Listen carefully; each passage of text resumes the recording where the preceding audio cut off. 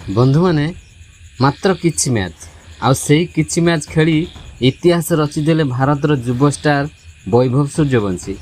ICC रो नुआ ranking आसीची आउ एही तालिका देखि सारा विश्व क्रिकेट आश्चर्य। 230 स्थानर विशाल लाभ एमिति उन्नति सबुबेले देखिबाकू मिलेनी। किंतु प्रश्न होउजी केमिति एते कम समय रे वैभव एही सफलता हासिल कले। जिम्बाब्वे विपक्ष सीरीज रे से कौन एमिति करथिले जहाँ आईसीसी को मध्य तांको रैंकिंग बदलाइबाकू बाध्य कला। आउ एबे से केउ केउ विश्वस्तरीय बैटरଙ୍କ सह तालिका रे पहुंचिछंती। एही भिडियोर शेष रे मु आपनकू कहिबी वैभवଙ୍କ परवर्ती लक्ष्य कौन एवं काहेकि क्रिकेट विशेषज्ञ माने कहउछंती एही पुओ भारतीय क्रिकेटर परवर्ती सुपरस्टार। तेणु वीडियो को शेष पर्यंत निश्चय देखंतु।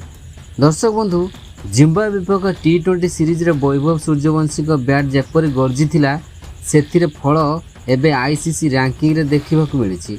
से एकाथरे 230 स्थान लाभ मारी टी20 बैटिंग रैंकिंग रे 48तम स्थान को पहुंचीचंती। यह तांको कैरियर रो सर्वश्रेष्ठ रैंकिंग। एही सीरीज रे से निर्भीक बैटिंग करथिले। पावर प्ले रे बोलर को ऊपर आक्रमण, बड़ शॉट एवं चापर शांत खेल सबुकिछि तांको अलग परिचय देछि। वैभव को एही सफलता केवल तांको पई नुहे, भारतीय क्रिकेट पई मध्य बड़ खबर।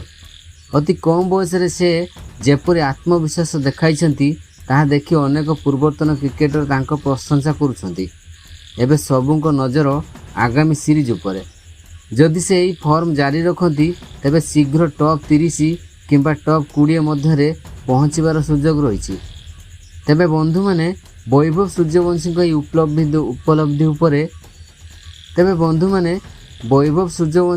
उपलब्धि उपरे आपणको मत कौन? से कि आगामी दिन में आईसीसी टॉप 10 बैटर मध्य स्थान पाइबे? कमेंट रे निश्चय जणातु।